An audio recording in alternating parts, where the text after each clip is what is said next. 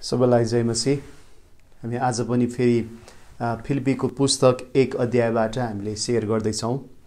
म तपाईहरुको बीचमा फिलिपीको पुस्तक 1 अध्यायको 27, 28, 29 र 30 तीन पदलाई म तपाईहरुको बीचमा यहाँ पढ्नेछु र हामीले गएको केही महिनादेखि हामीले अध्ययन गरिराखेका छौँ र हामीले फिलिपीको 1 अध्यायलाई हामीले सकाइराखेका छौँ। आज मलाई आशा छ तपाईले फिलिपीको पुस्तकको अध्ययनबाट धेरै कुराहरू परमेश्वरले तपाईलाई देखाइराख्नु भएको छ। हामी फिलिपीको पुस्तक 1 अध्यायको 27 देखि तल आज हामी हेर्दै छौँ। यहाँ लेखेको छ, म पढ्नेछु। केवल तिमीहरूका जीवनको चाल ख्रीष्टको सुसमाचार योग्य होस्।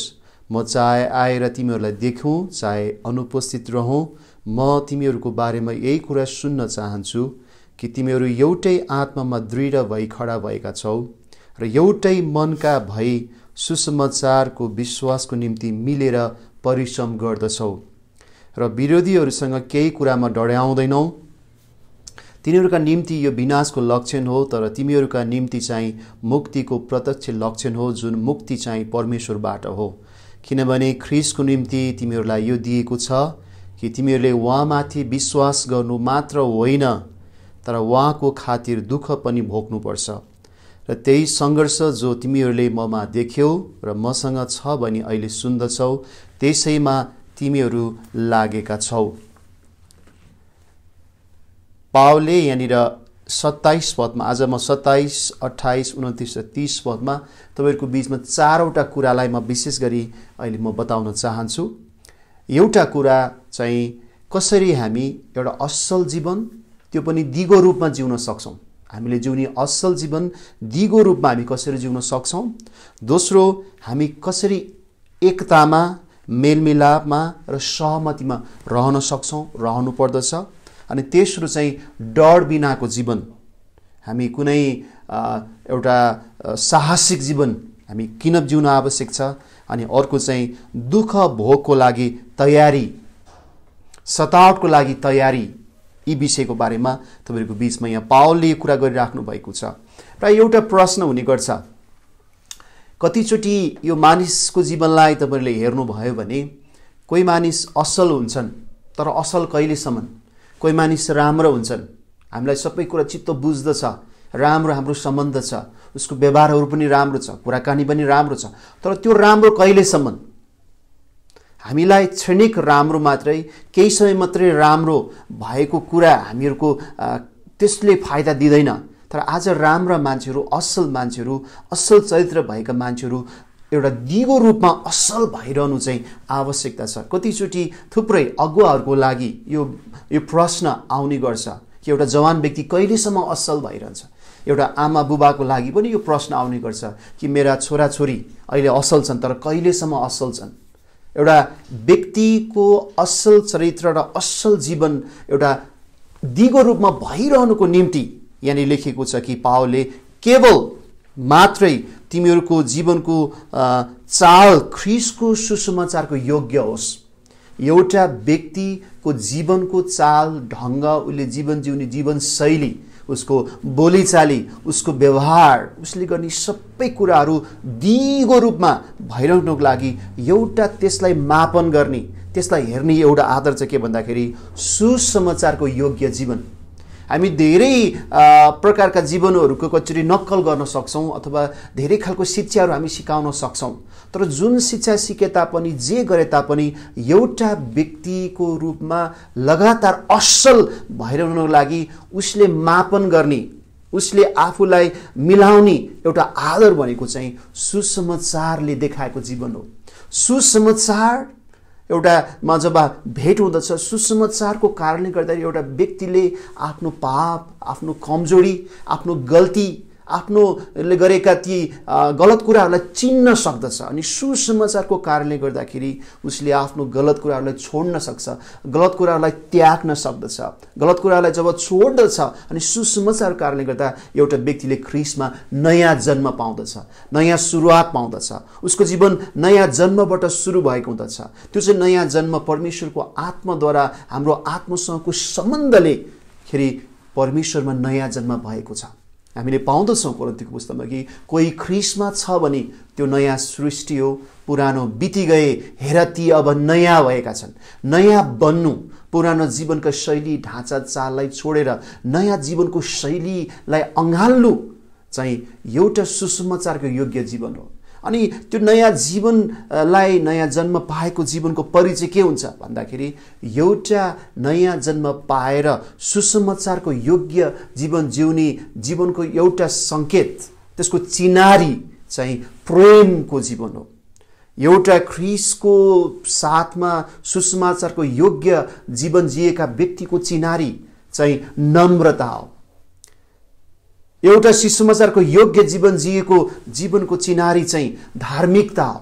सुसमाचारको योग्य जीवन जिएको जीवनको चिनारी चाहिँ उसको लागि पवित्रता हो, उसको लागि इमानदारिता हो, उसको लागि एउटा मेहनत र परिश्रम हो, एउटा शुद्धता हो।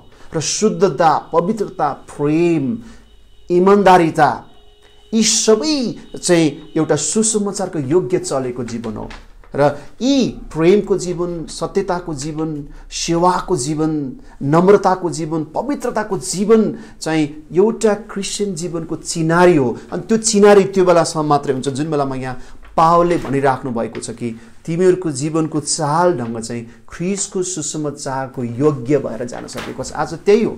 अनि त्यो ख्रीष्टको सुसमाचारसँग ढालेको जीवन, ख्रीष्टको सुसमाचारसँग योग्य भएको जीवनको चाहिँ असल, राम्रो, केही क्षणिक, केही समयको लागि मात्र त्यो दिगो असलपन भइरहन्छ। र आज हामीले चाहेको एउटा जवानको लागि, एउटा बुबाको लागि, एउटा काम गर्ने कर्मचारीको लागि, एउटा मानिसको लागि असल स्वभाव, असल जीवनशैली चाहिँ क्षणिक होइन तर लगातार भइरहन सकेको होस्। आज यो कुरामा थुप्रै हामीले चिन्ताहरू, कतिचोटि हामीलाई अप्ठ्यारो परेका हुन्छन्। कति राम्रा मानिसहरू छन् तर केही समयपछि त्यो राम्रो कुराहरूमा चाहिँ कता कता क्षयीकरण भएको, कता कता त्यो राम्रो कुराहरू चाहिँ बिग्रेर गइराखेको।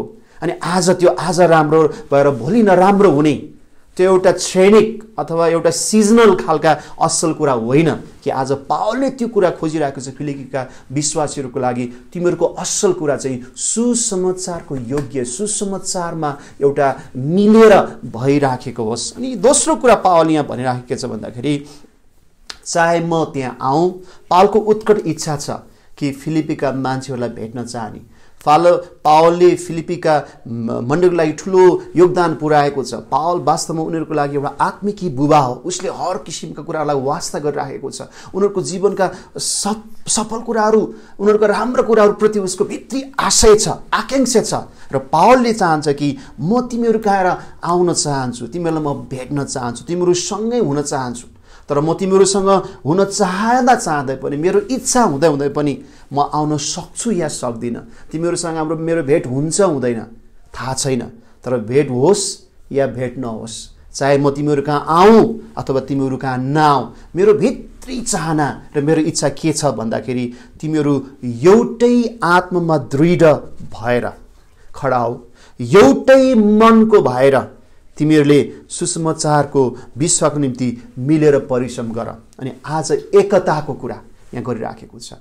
एकै ठाउँमा सङ्गति गर्नेहरू, एउटै समूहमा बस्नेहरू, एउटै घरमा रहनेहरू, एउटै काम गर्ने एउटा अफिसमा रहनेहरूको बीचमा हुनपर्ने कुरा चाहिँ एकताको कुरा हो, मेलमिलापको कुरा हो, उनीहरूको बीचमा सहकार्य, सहमतिको कुरा। अनि यो कुरो बडो चुनौतीपूर्ण हुन्छ कि आज हामी एउटै मण्डलीमा भएकाहरू बीचको एकताको आवश्यकता छ। हामी कतिको एकअर्कासँग हामी मेलमिलापमा रहँदछौँ। यहाँ त चाहिँ पावलले जोड दिइराखेको छ कि एउटै आत्मामा दृढ बने। तिमीहरूको एउटा विश्वासको आधार, तिमीहरूको सैद्धान्तिक विषय, तिमीहरूको सोच, तिमीहरूले हेर्दै गरेका कुराहरू, तिमीहरूको विचारमा तिमीहरूमा एउटै आत्माको दृढता हुन सकेको होस् र एउटै मनको भएर तिमीहरूले परिश्रम गर्न सक। अनि आज सबैभन्दा ठुलो आक्रमण एउटा विश्वासीहरूको बीचमा, समूहहरूमा, मण्डलीमा भएको सबैभन्दा ठुलो आक्रमण चाहिँ विभाजन हो, त्यहाँको फुट हो, झैझगडा हो, एकअर्कालाई घृणाको कुरा हो। अनि आज पावलले चाहिराखेको भित्री कुरा के छ भन्दा तिमीहरूमा एकता हुन सकेको होस्, एउटै मनको तिमीहरू हुन सकौ, एउटै आत्मामा तिमीहरू जोडिन सक। के आज हामी एउटै मनको हुनुपर्ने, एउटै आत्मामा जोडिनुपर्ने, अनि त्यो एकता आज चाहिँ परमेश्वरको एउटा मण्डलीको एउटा चाहना हो। अनि आज सबैभन्दा बढी आक्रमण भएको ठाउँ आज फुट हामी धेरै देख्दछौँ। कतिचोटि मानिसहरू अर्को समूहसँग जोडिराखेको हुन्छन्, अर्कोसँग एक भइराखेको हुन्छन्, ताकि अर्कोलाई चाहिँ फेरि घृणा गर्नको लागि। कहिले पनि कुनै पनि समूहमा ती समूहको बिचमा सानसाना कुराहरूमा फेरि सानोतिनो षड्यन्त्र एकता गुट बनाएर अर्को गुटलाई गलत देखाउनलाई गर्ने एकता पावल चाहँदैन। पावल भन्छ कि त्यो मण्डली फिलिपियन भएकाहरूको बिचमा साँचो एकता आज चाहँदछन्। अनि आज हरेक त्यहाँ भएका विश्वासी, हरेक सदस्य, हरेक व्यक्तिहरूको जहिले पनि उत्कट इच्छा र चाहना चाहिँ मेलमिलाप र एकता हुनु आवश्यकता छ। चाहे त्यो परिवारमा होस्, चाहे त्यो मण्डलीमा होस्, चाहे त्यो समाजमा होस्, चाहे त्यो कुनै संस्थामा होस्, त्यो चाहे कुनै एउटा काम गर्ने ठाउँमा होस्, त्यो एकता र मेलमिलाप र त्यो एकाग्रता चाहिँ पावलको इच्छा छ। र पावल भन्छ कि म आउँ अथवा नआउँ, म त्यहाँ आउन सकूँ अथवा नसकूँ, तिमीहरूको बिचमा एउटै कुरा म हेर्न चाहन्छु, त्यो चाहिँ एकता हो। र पावलले यो कुरा भन्दै गर्दाखेरि ख्रीष्ट येशूले पनि यही कुरा जोड दिनुभएको थियो। ख्रीष्ट येशूले पनि एउटा विश्वासी जीवनको परिचयको लागि यही कुरा जोड दिनुभएको थियो। उहाँले, तपाईँलाई थाहा छ, यूहन्नाको पुस्तकमा प्रार्थना गर्दा गर्दा, हे पिता, जस्तो तपाईँ र म एक छु, यिनीहरू पनि एकै हुन सकुन्। यूहन्नाको 17 अध्यायको 11 पदमा अनि 22 पदमा यो कुरा भनेको, जस्तो हामी एकै छौँ, पिता परमेश्वर, पुत्र परमेश्वर अनि पवित्र आत्मा परमेश्वर जस्तो एक हुनुहुन्छ, यिनीहरू पनि एकै हुन सकुन्। येशू प्रभुले भन्नुभएको हामी देख्दछौँ यूहन्नाको 13 अध्यायमा 13को 34 र 35मा, जस्तो मैले तिमीहरूलाई प्रेम गरेँ, तिमीहरूले पनि एकअर्कालाई त्यस्तै प्रेम गर। जब तिमीहरूले एकअर्काले मैले जस्तै प्रेम गरेको एउटै तिमीहरू एकता भएको जब मानिसहरूले देख्नेछन् र उनीहरूले तिमीहरूमा मेरा चेला हौ भनेर परिचय पाउनेछन्। र आज त्यो एकताको आवश्यकता थियो र हामी आज विश्वासमा बलियो हुन चाहन्छौँ, हामी ख्रीष्टमा केही गर्न चाहन्छौँ, हामी सेवामा बढ्न चाहन्छौँ, हामी सङ्गतिमा अझै राम्रो हुन चाहन्छौँ भने परमेश्वरमा राम्रो हुनु भनेको एकतामा जिउनु हो, एकअर्कालाई एकतामा को निम्ति जोड गर्नु हो, एकताको निम्ति परिश्रम गर्नु हो, एकताको निम्ति त्यसमा चाहिँ केही होइन ऊर्जाहरू खर्च गर्नु हो। अनि यो कुराको आवश्यकता छ। अनि आज हामीलाई पावल यहाँ भने, पावल इच्छा त सङ्गति सँगै बसेर गरौँ न, होइन, उसले नै सुरु गरेको सङ्गति हो, उसले नै सुसमाचार सुनाएको सङ्गति हो, उसको एकअर्काको चिन्हन छ, तर सँगै बस्न सकेको छैन। सँगै नबस्दा पनि दुईटा कुरा पावल यहाँ भनेको, तिमीहरूको जीवनको चाल ढङ्ग चाहिँ सुसमाचारले बताएको अनुसार सुसमाचारलाई म्याच गर्ने खालको होस्। अर्को चाहिँ तिमीहरूको बिचमा एउटै मनको र एउटै विश्वासको हुन सकौँ, चाहे हामी आउँ अथवा नआउँ, चाहे हाम्रो भेट होस् अथवा नहोस्। अहिले पनि हामी कति मण्डलीहरूको बिचमा हामी सबै विश्वासीहरूसँग भेट्न सकेका छैनौँ होला। अहिले परिस्थितिले गर्दाखेरि अहिले हामी मण्डलीमा सँगै हामी आउन सकेका छैनौँ। को कहाँ छन्, को कहाँ छन्। र अहिले कतिचोटि एउटा यो खालको विचार पनि मान्छेले भन्ने गर्छन् कि अहिले मण्डली त छैन, मानिसहरू भेला भएका छैनन्, कति मण्डली त सुकिसक्यो भन्छन्, कतिचोटि कति विश्वासमा गर्ने मानिसहरू चाहिँ विश्वासहरू फर्किसक्यो भन्छन्। त मलाई लाग्छ त्यो नहुन पर्ने हो। 1 वर्ष 6 महिना अथवा 8-10 महिना मण्डलीमा मान्छे भेला नहुँदैमा विश्वासबाट पछि हट्दैनन्। किन भन्दा अथवा विश्वासको जीवन एउटा कमी हुँदैन, चाहे एक्लै हुन्, चाहे हामी सँगै भेटौँ अथवा नभेटौँ, इच्छा त छ, तर सबै मेरो चाहना चाहिँ छ कि ख्रीष्टको सुसमाचारले देखाएको योग्य जीवन, चाहे देशमा बसौँ विदेशमा जाउँ जहाँ जाउँ, यदि एउटा व्यक्तिले सुसमाचारको योग्य जीवनको लागि जोड गर्छ र सुसमाचारको योग्य जीवनको लागि उसले आफूलाई प्रमाणित गर्छ भने त्यो जीवन कहिले पनि ख्रीष्टबाट टाढा हुँदैन। चाहे हामी सँगै भेटौँ अथवा नभेटौँ, हामी टाढै रहौँला, एकअर्कालाई हामी नदेखौँला भौतिक रूपमा, तर हाम्रो जीवनमा जब त्यो सुसमाचारको योग्य हुँदछौँ र जोसँग जहिले हामी रहँदछौँ, हाम्रो मनमा त्यो प्रतिको त्यो एकता, त्यो मिलाप, त्यो प्रेम, त्यो आदरको चिज छ भने अनि त्यहाँ चाहिँ ख्रीष्टको महिमा भइरहेको छ। वास्तवमा फिलिपीको पुस्तकमा यो कुराको चुनौती थियो, उनीहरूको बिचमा एकता थिएन।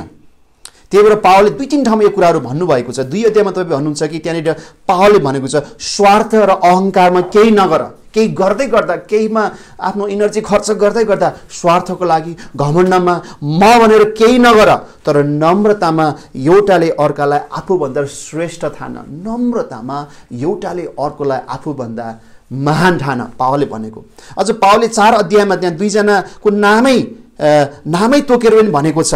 कि उनीहरू चाहिँ कसरी त्यहाँ झैझगडा गरिरहेको थियो। उनीहरू मिल्दै नमिल्ने, एकले अर्कालाई खालि विरोध गर्ने लडाइँ थियो। अनि त्यो मण्डलीमा जसको नाम चाहिँ छ इयोदिया र सन्तुकेलाई प्रभुमा एउटै मनको हो भनेर म बिन्ती गर्दछु। उसले नामै काटेर भनेको छ, मिल्दै नमिल्ने, खालि झगडा गर्ने।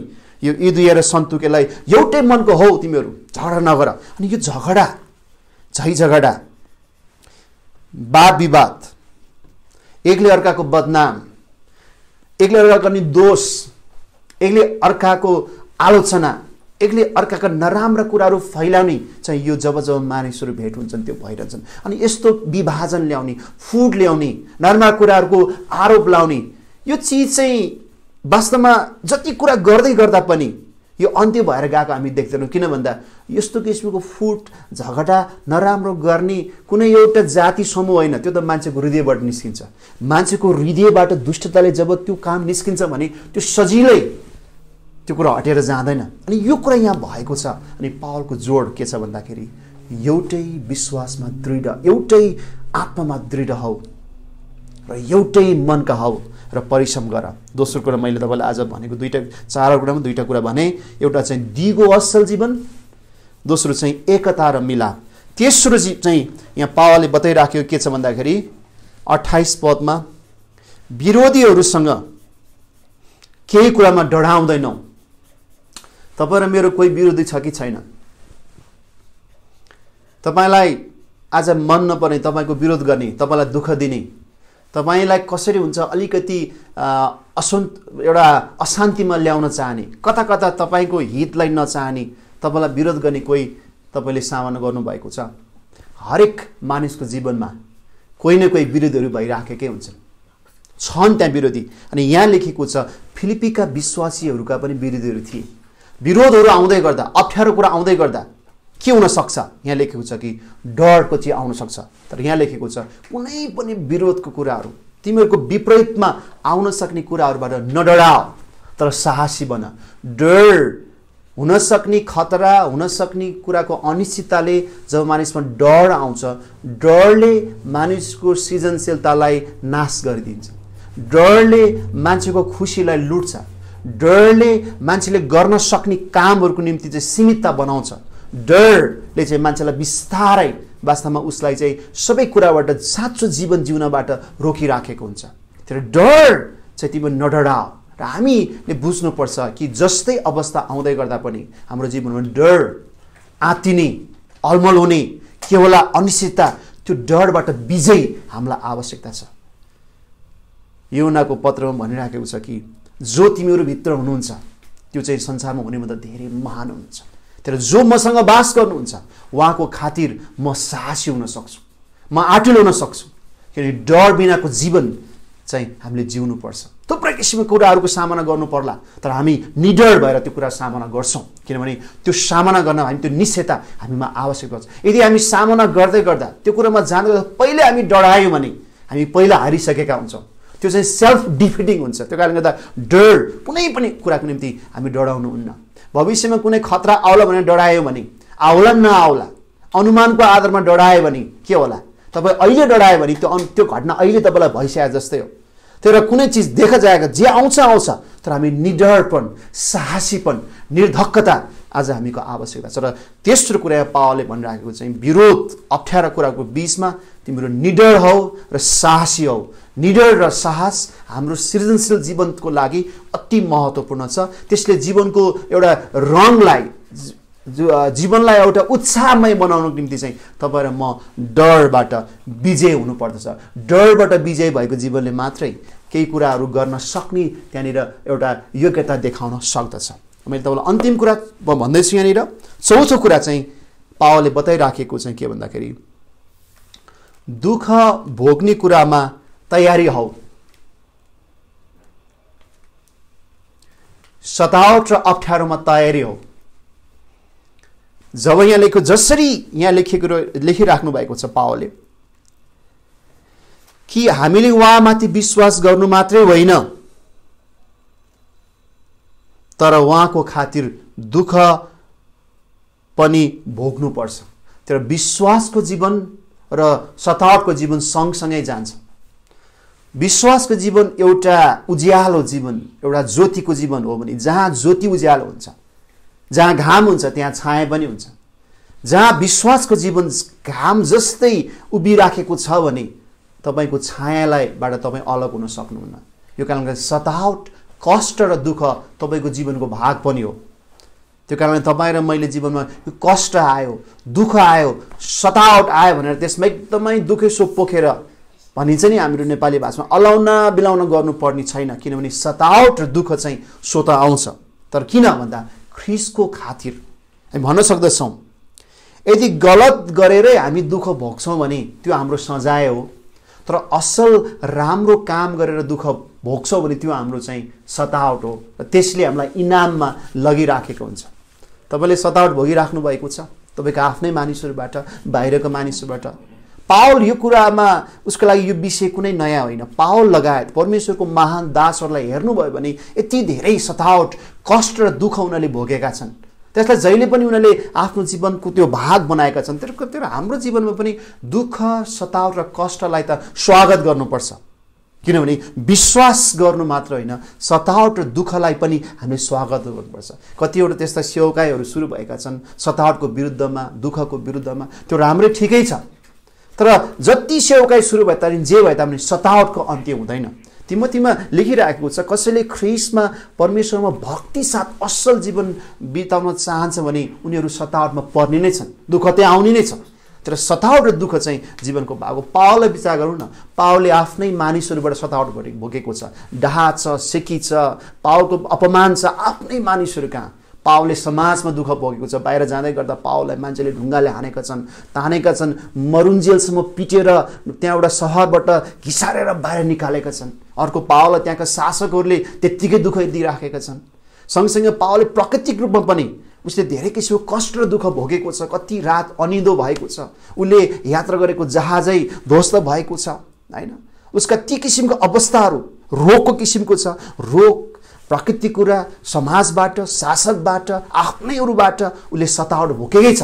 तर सतावट चाहिँ एउटा क्रिस्चियन जीवनको एउटा भाग हो। हामी त्यसलाई सहजै लिनुपर्छ, कष्टलाई सहजै लिनुपर्छ। र कि त्यो सतावट र कष्टबाट आउँदै गर्दा हामीलाई लाग्ला कि यो किन आइपर्यो, किन यो भयो। कहिलेकाहीँ राम्रो मान्छेलाई यो जहिले पनि प्रश्न हुने गर्छ। राम्रो मान्छेलाई प्रश्न के हुने गर्छ भने म राम्रो छु, सबै गरेको छु, अन्य राम्रो किन खालि मलाई मात्रै पर्छ।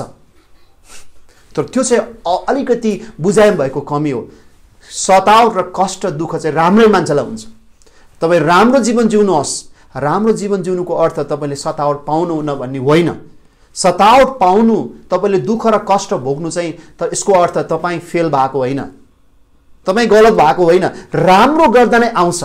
र यो बेला मैले बुझ्नुपर्छ यदि राम्रै कुरा गर्दै गर्दा पनि तपाईँले सतावट र दुःख अथवा टिक्का टिप्पणी पाउनुहुन्छ भने त्यो तपाईँ र मेरो जीवनको प्रमोसनको लागि हो, तपाईँ र मेरो लागि हितमा हो। अनि त्यो कुरा हामीले बुझ्न आवश्यकता छ। यसो मैले यो सतावटको बारेमा विचार गर्दै गर्दा मलाई एउटा याद आउँदै थियो। जब मकै भुटिन्छ नि, मकै कहाँ भुटिन्छ? मकै भुट्ने कुरा चाहिँ एउटा हाँडीमा एउटा जब भुटिन्छ त्यहाँ दुई खालको मकै हुन्छ। एउटा मकै के हुन्छ, भुट्दै गर्दाखेरि त्यो ठेस्ना मकै जो चाहिँ जब तातोमा त्यहाँ भुटिन्छ, तातोमा राखिन्छ, त्यो चाहिँ बिस्तारै एकतिर अर्कोतिर डढ्दै कालाउँदै जान्छ। तर अर्को टाइपको मकै पनि त्यहाँ छ। जब त्यो आगोको त्यो तातो रापमा भुटिराखेको हुन्छ उसमा फुल फुल्छ, फुल उठ्छ र ठुलो भएर फुल उठेर निस्किन्छ। अनि तपाईँ र म चाहिँ त्यो ताप र अप्ठ्यारोको बिचमा एउटा ठेस्ना मकै जस्तो होइन, तर तपाईँ र म चाहिँ त्यो ताप र अप्ठ्यारोको बिचमा त्यो एउटा फुल उठ्ने मकै जस्तो हुनको लागि पनि हाम्रो लागि सतावट अथवा त्यो खालको पीडा र कष्ट त्यहाँनिर छ। तर सतावटमा हामी भाग्ने होइन, तर सतावटलाई हामीले स्वागत गर्नुपर्छ। दुःख र कष्टलाई हामी स्वागत गर्नुपर्छ। अनि कचोरी दुःख र सतावटबाट भागेर हामीले कहिले पनि त्यहाँबाट मुक्त हुन सक्दैनौँ। यो स्वतः हो, त्यसलाई अँगाल्नुपर्छ, त्यसलाई सहज लिनुपर्छ। धेरैचोटि मान्छेले सतावट र दुःखको विरुद्धमा योबाट म मुक्त हुन पाए हुन्थ्यो। कतिचोटि सतावटबाट मान्छे कारणले गर्दाखेरि एउटा ठाउँदेखि अर्को ठाउँ छोडेर गइरहेको हुन्छ, अझै छोडेका हुन्छन्। तर जहाँ पुग्दा पनि दुःख कष्ट सतावट दिनेहरू कमी हुँदैन। यो कारणले गर्दाखेरि यो स्वतः हो, यो स्वाभाविक हो। हाम्रो जीवनमा आउने दुःख र कष्ट स्वाभाविक हो भनेर तपाईँले स्वीकार गर्नु र त्यसमै जिउने त्यो साहस, त्यो ढाडस, त्यो निश्चयता गर्नु चाहिँ आवश्यकता छ। यो कारणले गर्दाखेरि तपाईँ र म आज मैले तपाईँलाई चारवटा कुरा गरेँ। एउटा व्यक्तिको पहिलो कुरा चाहिँ दिगो असल जीवन कसरी जिउन सक्छ। एउटा व्यक्तिले दिगो रूपमा असल जीवन चाहिँ सुसमाचारको योग्य जीवन, सुसमाचारले बताएका अनुसार सुसमाचारलाई म्याच हुने खालको जीवन जिउँदाखेरि त्यो जीवन दिगो र असल हुन्छ। चाहे त्यो जस्तै परिस्थितिमा जाओस्, चाहे जहाँ पुगोस्, सँगै भेट होस् अथवा नहोस्, त्यो व्यक्ति हामीले एक किसिमको शङ्का र एक किसिमले अलमल पर्नु पर्दैन। त्यो चाहिँ दिगो असल भएर जान्छ। चर्चमा भेट हुँदा नहुँदा पनि त्यो व्यक्ति दिगै भएछ, किनभने त्यो व्यक्ति चाहिँ सुसमाचारमा आफूलाई म्याच गरेको हुन्छ। दोस्रो चाहिँ एकता, मेलमिलाप, सहमति र सहकार्य अर्को हाम्रो जीवनको महत्त्वपूर्ण भाग हो। एउटा मण्डली, एउटा भेट, एउटा समूहको बिचमा जहिले पनि एकताको आवश्यकता पर्छ। मेलमिलाप, सहकार्य, सहमति। येशूको प्रार्थना त्यही हो कि यिनीहरू एउटै मनको हुन्छ जसरी म र पिता एउटै मनको छु। यसको प्रार्थना त्यही हो, तिमीहरू एउटै इच्छाले तिमीहरूको एकअर्कालाई ख्रीष्टको प्रेममा रह, स्वार्थ वा घमण्डमा केही नगर, तर एकले अर्कालाई तिमीहरूले आफूभन्दा श्रेष्ठ ठान। एकता। अनि तेस्रो कुरा चाहिँ डर बिनाको जीवन, साहसी जीवन। तपाईँ र म कुनै पनि कुरा हामीले सामना गर्दै गर्दा हामी डर मान्नु पर्दैन, त्यसबाट हामी एकपल्ट कातर हुनु पर्दैन, तर हामी साहसिकसँग निडर भएर हरेक परिस्थिति, हरेक खालका मानिस, हरेक अवस्थाहरूलाई हामी सामना गर्न सक्नुपर्छ।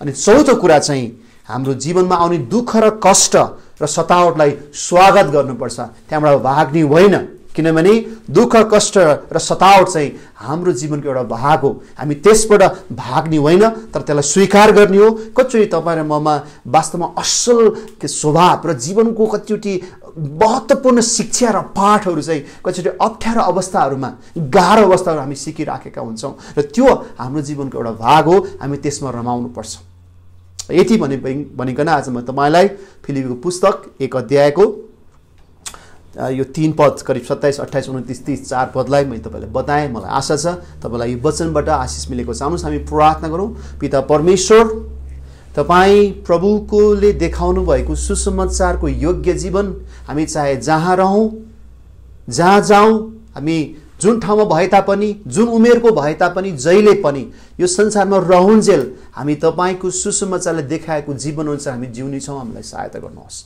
प्रभु येशू। जुन समूह, जुन मानिसहरू जो कहाँ हामी बस्छौँ, हामी सधैँ सँगै रहन्छौँ, हामीलाई एकताको मन, एउटै हृदय, एउटै विश्वास, एउटै मनमा मिलेर परिश्रम गर्नलाई हामीलाई सहायता गर्नुहोस्। हामीको बिचमा फुटमा रमाउने होइन, विभाजनमा रमाउने होइन, तर प्रभु हामीलाई एउटै हृदय दिनुहोस्। अनि प्रभु येशू आज हामीले भोग्दै गरेका परिस्थितिहरू, हामीले सामना गर्दै गरेका मानिसहरू समूहहरूको बिचमा तपाईँले निडर हुनलाई, कुनै डरहरूबाट हामीलाई विजय बनाउनुहोस्। अनि सँगसँगै हाम्रो जीवनमा आइपर्ने दुःख र कष्टलाई हामी स्वागत र सामना गर्न सकौँ। यो हाम्रो लागि हाम्रो हितमा हो भनेर हामी त्यसलाई स्वीकार गर्न सकौँ। प्रभु हामीलाई सहायता गर्नुहोस्। औ परमेश्वर पिता, तपाईँको प्रेम, प्रभु यीशु ख्रीष्टको अनुग्रह, पवित्र आत्माको सङ्गति र सहभागिता हामीहरू हरेकसँग आज भोलि सदा सर्वदा एकनाश भइरहोस्। येशूको नाममा आमेन।